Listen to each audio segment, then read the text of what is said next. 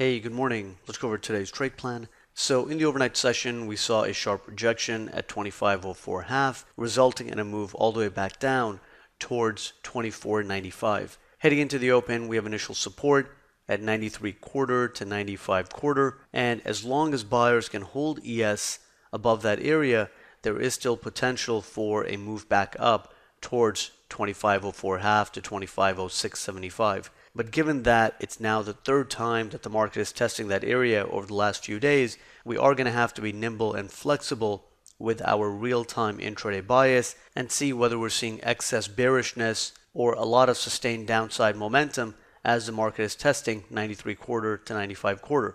Now, it is support until broken, and technically responsive buyers can still defend, but because that area has been tested so many times, we just want to be a little bit more careful with it now. In the event of a failure and breakdown below 93.25, 95.25, we could quite easily test 86.75 to 88.75 and potentially 83.5 to 85.5.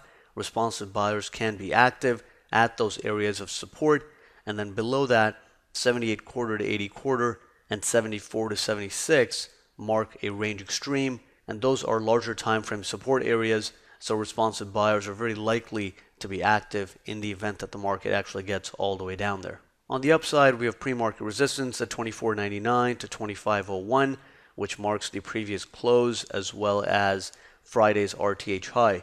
And in order to get a sustained breakout beyond 24.99 to 25.01, we are going to want to see broad market strength and some level of upside momentum.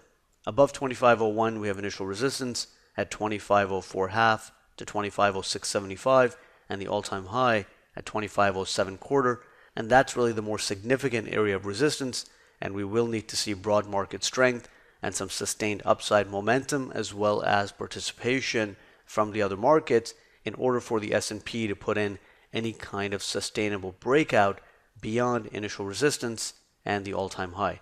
So again, heading into the open, our short-term bias is neutral, which means we need to be very flexible and nimble with our intraday bias. We need to be open to both long and short setups. I think it will also be helpful to keep an eye on the other markets. In the overnight session, Nasdaq has continued to show more weakness relative to the S&P and the Russell, but at the same time, NQ does have some larger time frame support around the 58.95 to 5900 area, and as long as buyers can hold NQ above 58.95 to 5900, then we could still see some stability in Nasdaq. But if NQ puts in a sharp breakdown below 58.95, that would serve as a bearish confirmation, and it could also drag the other markets lower. So those are the main thoughts heading into the open. How ES responds to initial support will provide a tell on which side is really being dominant on the day time frame. So let's see if buy side can hold it above initial support, and we'll take it from there.